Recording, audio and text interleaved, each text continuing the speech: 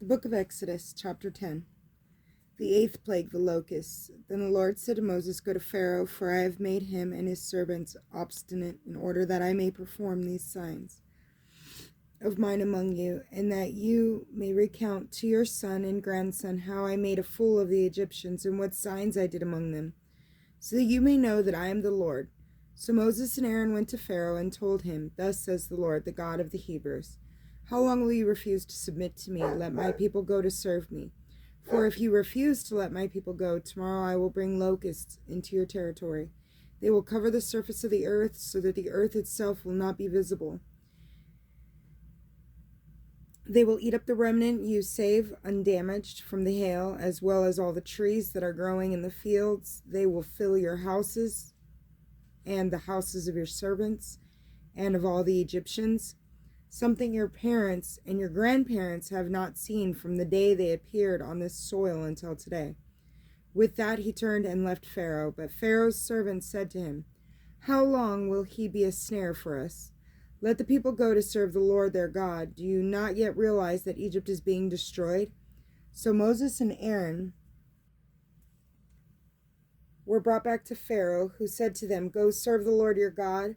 But who exactly will go? Moses answered, With our young and our old we must go.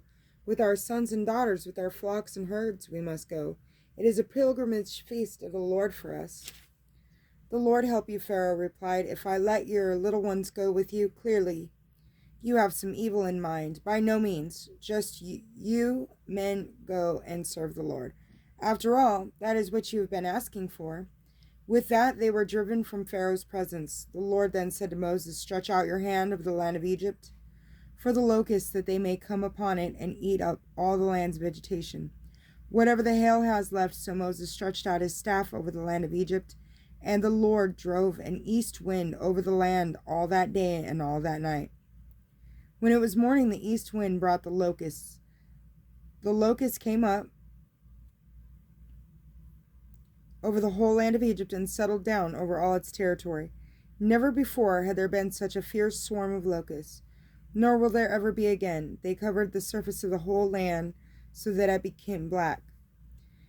They ate up all the vegetation in the land and all the fruit of the trees. The hail had spared. Nothing green was left on any tree or plant in the fields throughout the land of Egypt. Pharaoh hurriedly summoned Moses and Aaron and said, I have sinned against the Lord your God and against you, but now do forgive me my sin, only this once, and pray to the Lord your God only to take this death from me. When Moses left Pharaoh, he prayed to the Lord, and the Lord caused the wind to shift to a very strong west wind, which took up the locusts and hurled them into the Red Sea. Not a single locust remained within the whole territory of Egypt, yet the Lord hardened Pharaoh's heart, and he would not let the Israelites go. The ninth plague, the darkness. Then the Lord said to Moses, Stretch out your hand toward the sky, that over the land of Egypt there may be such darkness that one can feel it.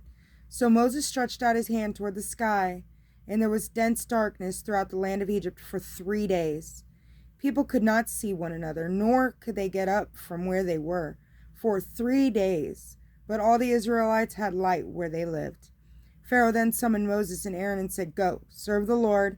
Only your flocks and herds will be detained. Even your little ones may go with you. But Moses replied, You also must give us sacrifices and burnt offerings to make to the Lord our God. Our livestock also must go with us. Not an animal must be left behind. For some of them we will select for service to the Lord our God. But we will not know with which ones we are to serve the Lord until we arrive there. But the Lord hardened Pharaoh's heart, and he was unwilling to let them go. Pharaoh said to Moses, Leave me, and see to it that you do not see my face again. For the day you do see my face, you will die. Moses replied, You are right. I will never see your face again. Exodus chapter 11. The 10th plague, the death of the firstborn. Then the Lord spoke to Moses, One more plague I will bring upon Pharaoh and upon Egypt. After that he will let you depart. In fact, when he finally lets you go, he will drive you away. Instruct the people that every man is to ask his neighbor and every woman her neighbor for silver and gold articles and for clothing. The Lord indeed made the Egyptians well disposed toward the people. Moses himself was very highly regarded by Pharaoh's servants and the people in the land of Egypt. Moses then said, "Thus says the Lord, about midnight I will go forth through Egypt. Every firstborn in the land of Egypt will die, from the firstborn of Pharaoh who sits on his throne to the firstborn of the slave girl who is at the handmill, as well as all the firstborn of the animals. Then there will be loud wailing throughout the land of Egypt, such as has never been, nor will ever be again. But among all the Israelites, among human beings and animals alike, not even a dog will growl. So that you may know that the Lord distinguishes between Egypt and Israel. All these servants of yours will then come down to me and bow down before me, saying, 'Leave, you and all your followers, then I will depart.'" With that he left Pharaoh's presence in hot anger. The Lord said to Moses, "Pharaoh will not listen to you, so that my wonders may be multiplied in the land of Egypt." Thus, although Moses and Aaron performed all these wonders in Pharaoh's presence, the Lord hardened Pharaoh's heart, and he would not let the Israelites go from his land. Exodus chapter 12. The Passover ritual prescribed. The Lord said to Moses and Aaron in the land of Egypt, "This month will stand at the head of your calendar. You will reckon it the first month of the year. Tell the whole community of Israel on the 10th of the month, every family must procure for itself a lamb, one apiece for each household. If a household is too small for a lamb, it along with its nearest neighbor will procure one and apportion the lamb's cost in proportion to the number of the persons, according to what each household consumes. Your lamb must be a year-old male and without blemish. You may take it from either the sheep of the goats. You will keep it until the 14th day of the month, and then, with the whole community of Israel assembled, it will be slaughtered during the evening. Sorry. Okay, where was I at? It will be slaughtered during the evening twilight. They will take some of its blood and apply it to the 2 doorposts and the lintel of the houses in which they eat it. They will consume its meat that same night, eating it roasted with unleavened bread and bitter herbs. Do not eat any of it raw or even boiled in water, but roasted, with its head and shanks and inner organs. You must not keep any of it beyond the morning. Whatever is left over in the morning must be burned up. This is how you are to eat it, with your loins girt, sandals on your feet, and your staff in hand. You will eat it in a hurry. It is the Lord's Passover, for on this same night I will go through Egypt, striking down every firstborn in the land, human being and beast alike, and executing judgment on all the gods of Egypt. I, the Lord. But for you, the blood will mark the houses where you are. Seeing the blood, I will pass over you thereby when I strike the land of Egypt. No destructive blow will come upon you.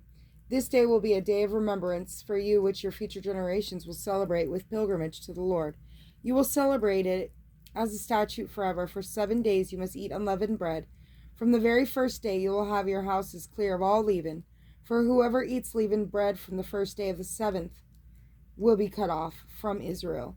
On the first day you will hold a sacred assembly, and likewise on the 7th. On those days no sort of work shall be done except to prepare the food that everyone needs. Keep then the custom of the unleavened bread, since it was on this very day that I brought your enemies out of the land of Egypt. You must observe this day throughout your generations as a statute forever. From the evening of the 14th day of the first month until the evening of the 21st day of the month, you will eat unleavened bread. For 7 days no leaven may be found in your houses. For anyone, a resident, alien, or a native, who eats leavened bread will be cut off from the community of Israel.